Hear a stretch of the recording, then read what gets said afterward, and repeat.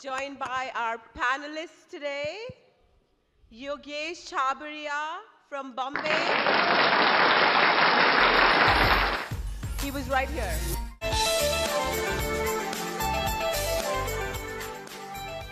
Welcome, Yogesh. Let me ask you, I wanted to bring a big block of wood, but the plane didn't allow me, so I couldn't. Imagine, let's use our imagination. Imagine I have a big block of wood in my hand right now. Can you imagine it? Okay, what color is the block of wood? Brown, yes, it's brown. Yeah, okay, so it's in my hand. And this block of wood, if I asked you, does this block of wood have immense potential to make you successful, happy, rich, wealthy? Would you believe me? Did I hear a yes? You think so? Okay. Why do you think so? Can we give ma'am a mic, please? Can somebody give her a mic? Okay, 1 second.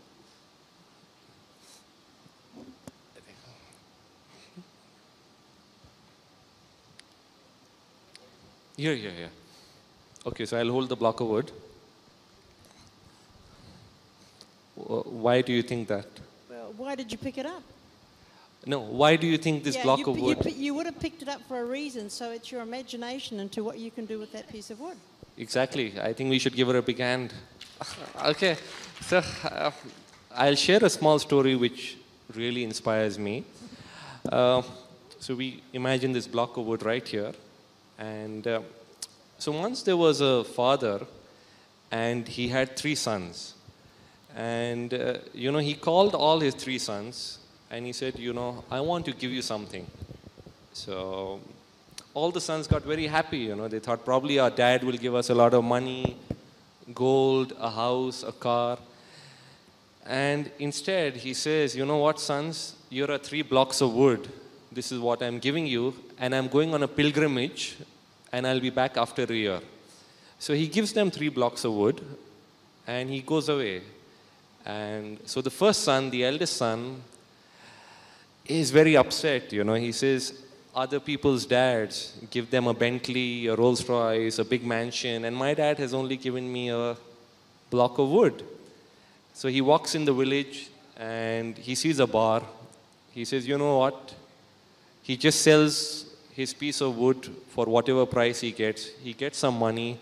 He goes inside the bar and he starts drinking to wash away his sorrows. He's pretty sad. The second son says, okay, he goes in the market. He goes to the first shop. He goes to the second shop. He goes to the third shop. And he gets a good price. He sells the block of wood.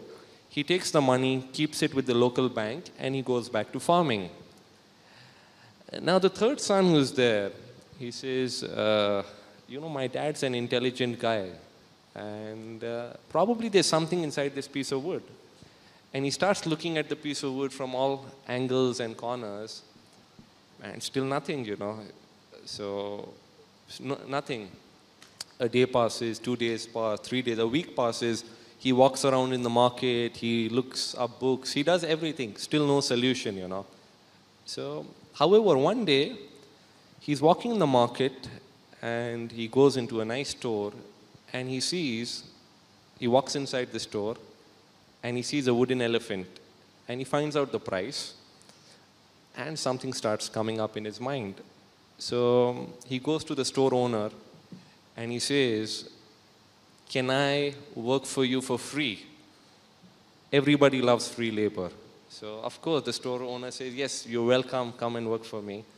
So he works there and everybody in his family, his friend circle, his society say, what's happened to this guy? He's working for free. What's happened to his mind? He's gone crazy, right? I mean, who works for free? He's gone crazy. And 3 months pass, time passes, a year passes. His dad returns. His dad had gone away for a year, his dad returns. And his dad goes in the market. He sees a guy lying on the street corner. He's drunk. He can't think. It's his eldest son. He became a drunkard. He didn't do anything. He got sad. He became useless, basically. His second son is still where he was, a year ago. His money has grown at maybe 7%, 6% with the local bank. In Singapore, I think interest rates are lower. They're lower, but here, so this is India, so 6, 7%. And he's there. He walks further and he sees this huge store. It's got all sorts of wooden handicrafts, elephants, artifacts. And this store belongs to his youngest son, who has become one of the most successful people in that area. What did the youngest son do? He worked there for a couple of months. He didn't get money, but he got something else. What did he get? Yeah, he got knowledge. He got to learn. He got to learn how to convert this block of wood into something that is worth 40 times more. So he converted it into a wooden elephant. He sold the wooden elephant. The money he got, he went and bought more blocks of wood. And now, since he was buying in bulk, he got a discount on the blocks of wood. He started converting these to wooden elephants and horses and all. And he started selling them. And then he started hiring people. He created a business. And this is how I feel all of us can bring about a huge change in our life. So this story always inspires me. And it's true, you can, I'm sure if you look at your lives, any of our lives, knowledge, and just not knowledge, relevant knowledge which you are passionate about. So if you don't like converting blocks of wood into elephants, I think you shouldn't do it. Let's say you like designing clothes, and she's extremely stylish. So you should go into that field, which you love. And I love the 10,000 hour principle by Malcolm Gladwell. And I think all of us can learn from this and bring about change. So knowledge with passion and action. If he was just to learn and not implement it, it would have no meaning. One of my passions is speaking and writing, so the Happy Owner Way is all about that. And it's about making things fun. Whenever you make something fun, you learn in a much simpler manner. And business, life, everything should be fun. How many of you here find investing very boring? Be honest, Like, how many of you find it so boring that... please raise your hand, don't worry. Okay, this is a minority. Usually I get more hands. But, investing is pretty boring the way it has been taught in schools and all. But, like right here we are sitting, finance forms the basis of everything. So whenever you get up in the morning and you turn on your light bulb, if your life was a cartoon, it would be minus 50 cents or 50 paise or whatever it is. And when you go to work, it's a plus, So when you pour cornflakes or you eat something, it's a minus.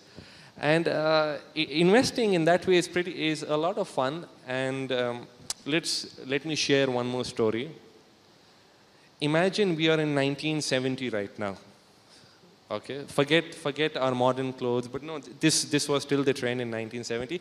Imagine we are in 1970, and can I have a volunteer? Would somebody like to come on stage? Don't worry, it's not dangerous. Anybody? Okay, please come on. Let's give her a big hand.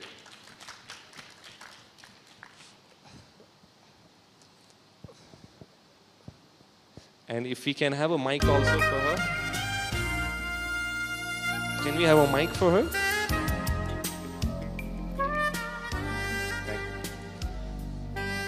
Thank you so much.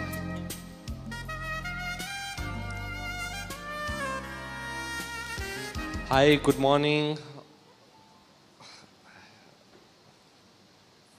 Hi, what's your name? Angelina. Okay, please give her a big hand. It takes a lot of courage to come. Please come here.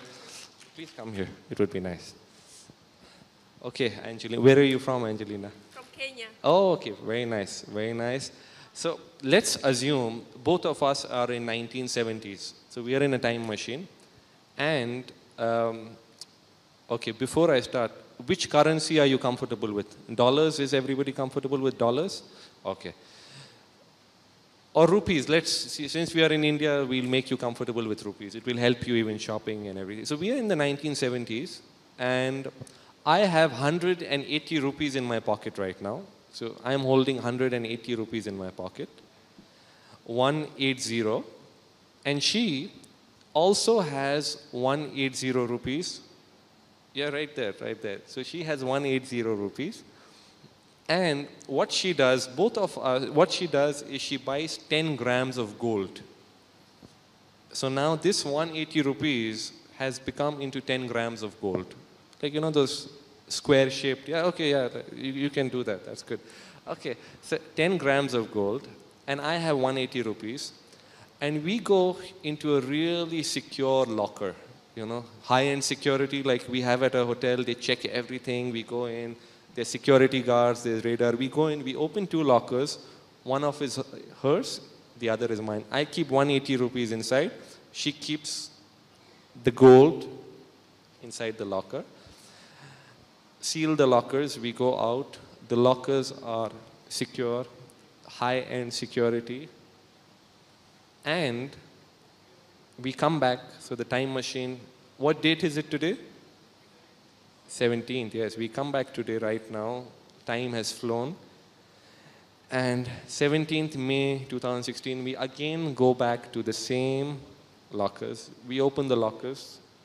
She takes out her gold. I take out my 180 rupees. Now, what happened in this time? She has got 10 grams of gold. I have 180 rupees. Did a big robbery take place? Did a big robbery take place? Yes? Do you think so? Yeah? Yeah, so I'm in the company of incredibly smart people. But yes, a big robbery took place because my 180 rupees is still 180 rupees, but hers is 30,000 rupees. So today, 10 grams of gold is 30,000 rupees. And I still have 180 rupees. So who stole my money? Who stole my maths is not so good, 29,820? Yes, who stole my 29,820 rupees? Who stole it? Probably, yes, of course, yes. So my inability, but I don't like to blame myself too much, you know. So I will blame somebody else. So the person who stole my money was inflation. Inflation stole my money, and inflation keeps stealing our money. So if we don't invest our money, inflation, because you know they keep printing notes, takes away the money. So she did the right thing. I think you should give her a big hand. And that's what investment is about. And I'm not only talking about gold. It can be yourself. It can be knowledge. It can be anything, you know. But if you don't take action, you know, you're not going to benefit. Thank you very much for coming. Thank you. Please give her a big hand.